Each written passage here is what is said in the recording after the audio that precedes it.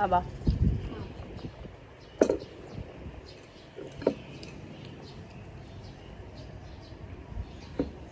๊ายบาย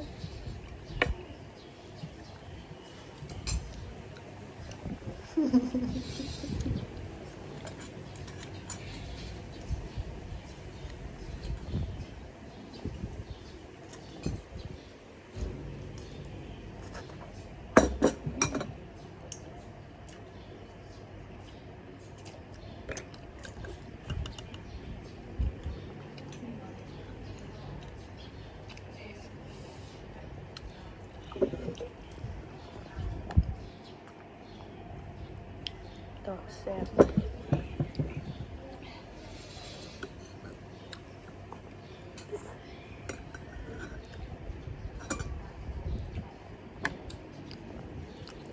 มันดอกเนาะ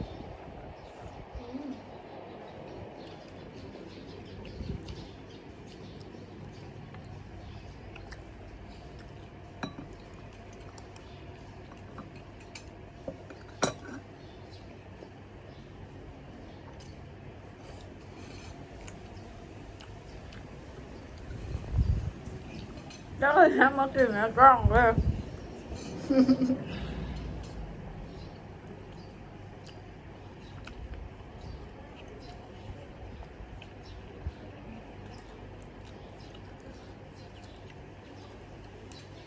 อร่อย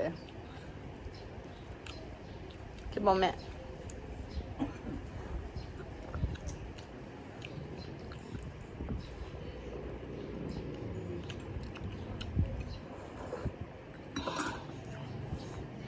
ฮ่า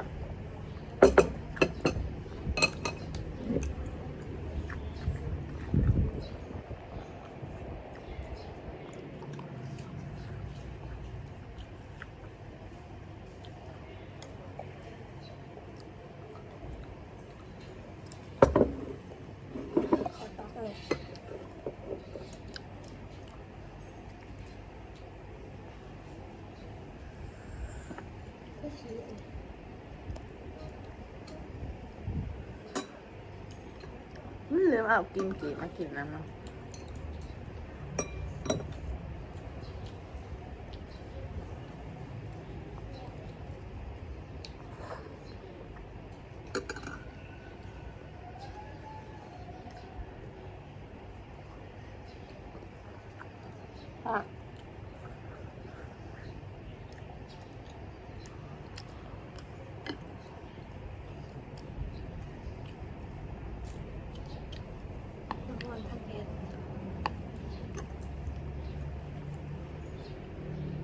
มันมีชีสน้ำไหลบอกแมนสมพ่อมันมีเกลือสี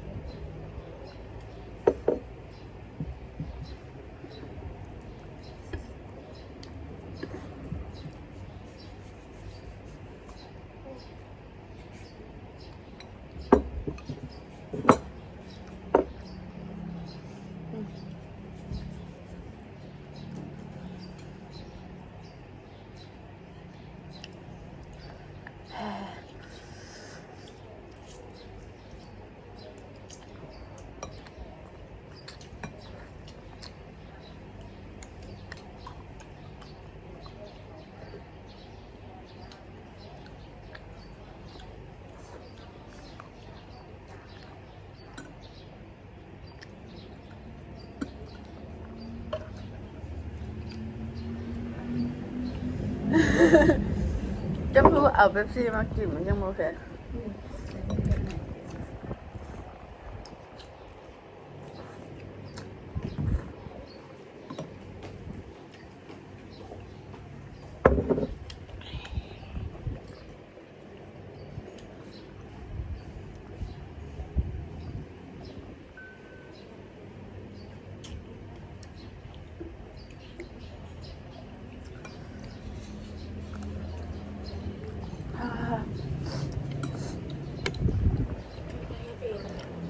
บอกว่าตัวมีห้อเนี่ยใช่แครอทเจ้ากลิ่นไปเลยบ้าง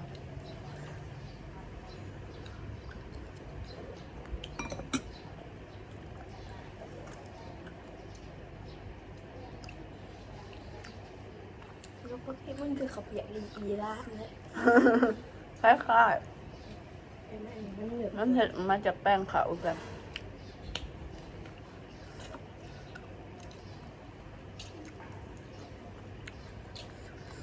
เพราะว่าเผ็ด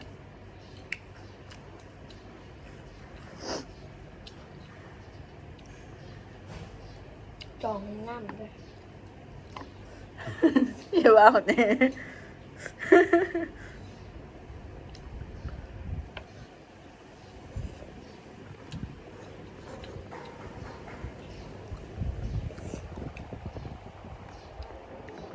เซ็ตนั่นเลยให้ มา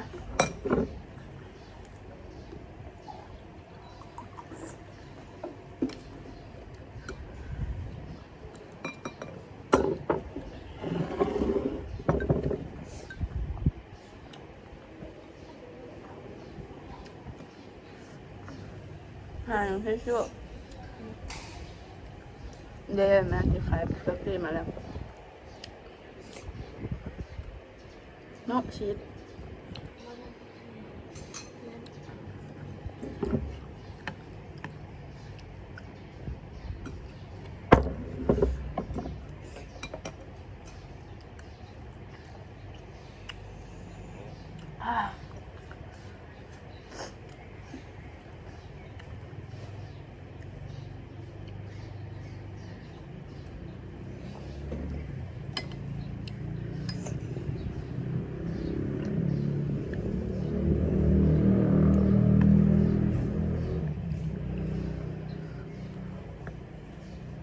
โคกมาแล้ว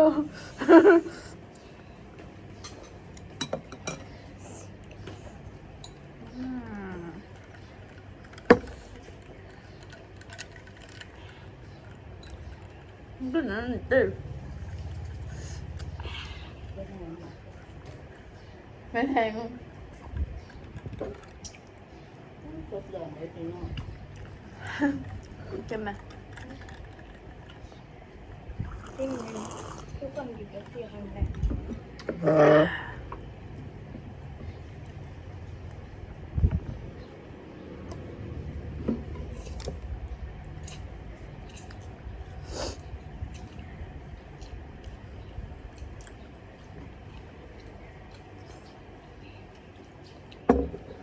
แล้วมาบัง นะบอกไม่ได้เสือ อาร์ต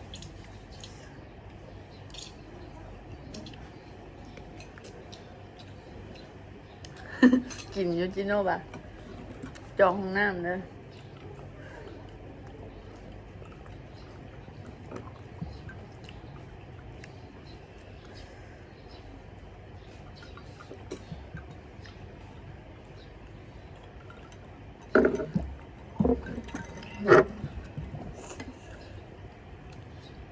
มีในเพชรคูณ2อันน่ะ บอก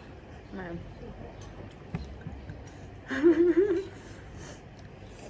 ตัวนึงมันคือปลา จะบุกินอ่างกล้องนะ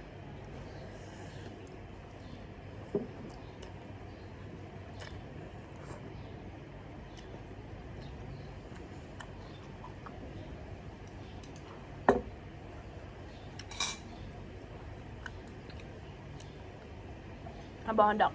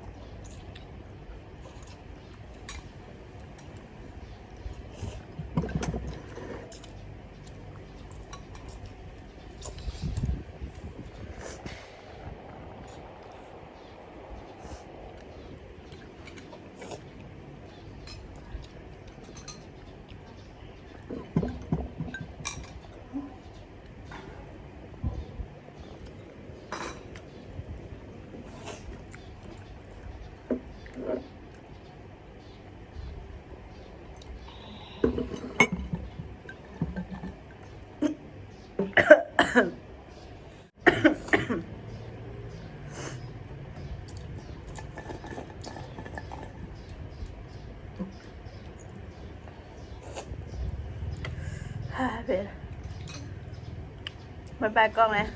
แล้วแหละบ๊ายบาย โฆษณาเลย